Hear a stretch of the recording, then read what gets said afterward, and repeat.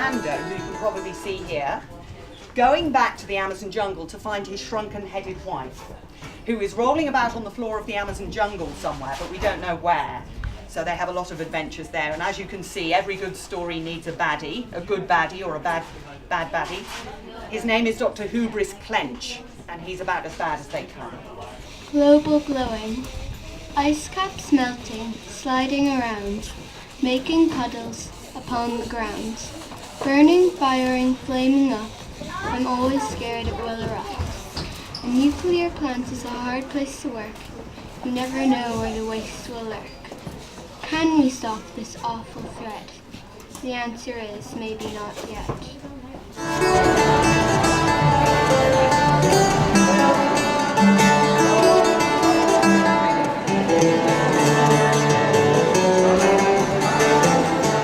He took a ballpoint from the pocket of his uniform jacket and wrote down the quote and asked where it came from, as I had 2 decades earlier at the back of a taxi, as hundreds had done since the young, sick apothecary had penned it to his friend.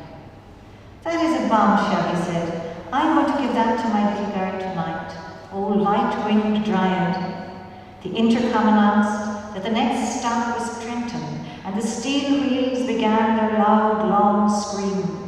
He hauled himself up out of the seat, smiled again, and drawing a line across his chest with his thumb said, I'm going to get that t-shirt made that says, Keats lives.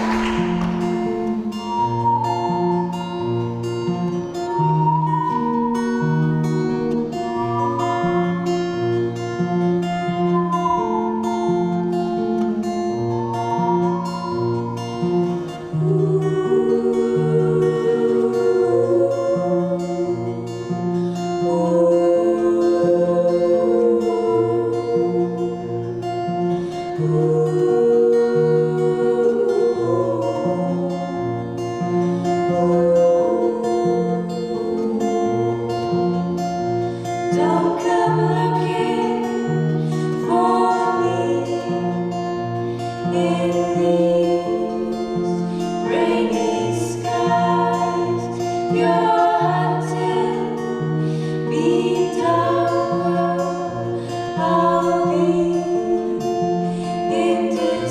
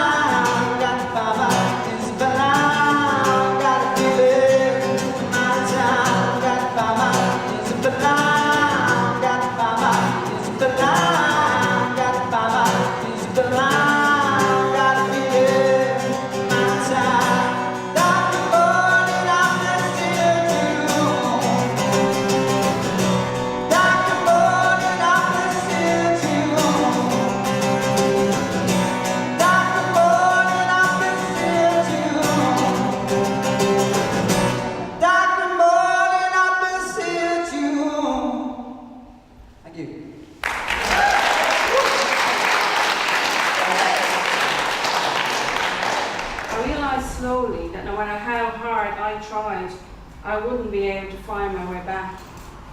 I wasn't alone, but the person lurking in the shadows was hidden to me.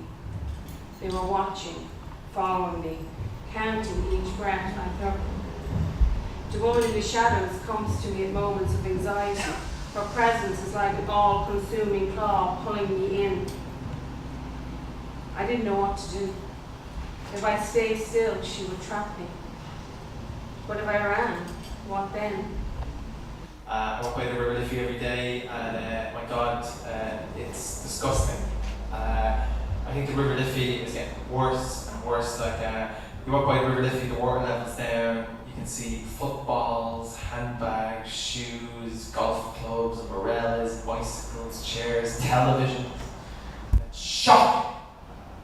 I mean, since when have fish become so materialistic? I don't know how this happened. Someone must have accidentally dropped an Argos catalogue into the river.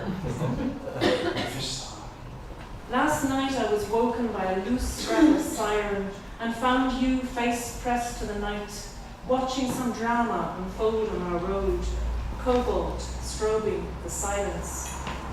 The way it lit up the street that September in Trastevere, washed over you blue after blue, where you lay among fag ends and chair legs, until they lifted you onto a stretcher and breath guttered back through your lungs as we lunged over cobbles in a language unknown to us, and you found yourself back in a 9-year-old body, careening through London's cacophony of sirens, bomb flares through blue glass, the city in flames, your eyes wide with terror, and me holding your hand. The bee charmer, for my brother John. You would charm the bees off the trees. You are the bee charmer. The girls flock around, the guys wanna hang out with. Basking in the sun, you tan golden brown. A brave soldier, you would fight for your country. A sister you protected in her darkest hour. You are the candle that will never go out. Thanks. When to the sessions of sweet, silent thought, I summon up remembrance of things past. I sigh the lack of many a thing I sought, and with old woes you wail my dear time's waste. Then can I drown an eye, unused to flow, for precious friends hid in death's dateless night, and weep afresh love's long since cancelled woe, and moan the expense of many a vanished sight. Whoever discovers who I am will discover who you are, and the why and the where. Suddenly, I touched all injustice. Hunger was not hunger, but the measure of humanity. The cold, the wind were also measures. The proud man suffered 100 hungers and fell. Pedro was buried after 100 winters. The poor house survived only one storm.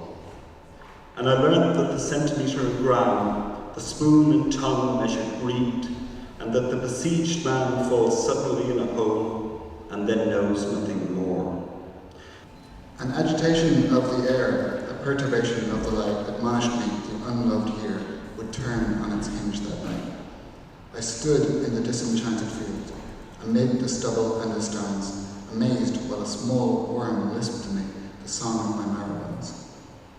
Blue poured into summer blue, a hawk broke from his cloudless tower, the roof of the silo blazed, and I knew that part of my life was over. Already the iron door of the north clangs open, birds, leaves, snows order their populations forth, and a cruel wind blows. Hold on, she said. I'll just run out and get him. The weather here's so good, he took the chance to do a bit of weeding. Down on his hands and knees, beside the leak rig, touching, inspecting, separating one stalk from the other, gently pulling up everything not tapered, frail and leafless, pleased to feel each little weed root break, but rueful also. Then found myself listening to the amplified, grave ticking of hall clocks, where the phone lay unattended on a cam of mirror glass and sunstruck pendulums. and found myself then thinking, if it were nowadays, this is how death would summon every man. Next thing he spoke, and I nearly said I loved him.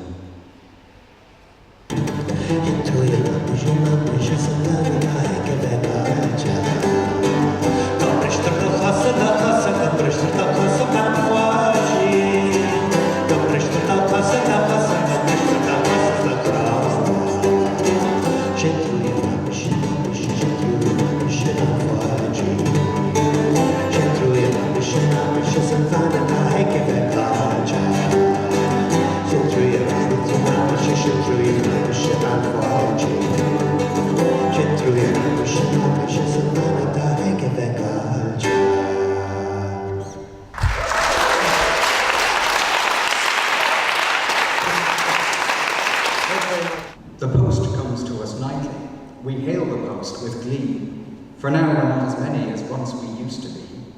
For some have done their fighting, packed up and gone away. And many lads are sleeping. No sound will break their sleeping. Brave, lusty comrades sleeping in their little homes of clay. We all have read our letters, but there's one untouched so far. An English maiden's letter to her sweetheart at the war. And when we write an answer to tell her how he fell, what can we say to cheer her? Oh, what is now to cheer her? There's nothing to cheer her. There's just the news to tell. His wedding cake was a waste of money, my mate said. Back in daily life after the big event, he hacked me off a slice and wrapped it. Now the moon's pale glare is pooling on the floor of this room that smells of old dinner. My own small chaos of noise, the only thing moving, stifling air. I leave it to sit on the steps before the oxygen rush of the distant sea. It's freezing, and that second step is useless. I swear to God, I'm going to break my ankle some morning.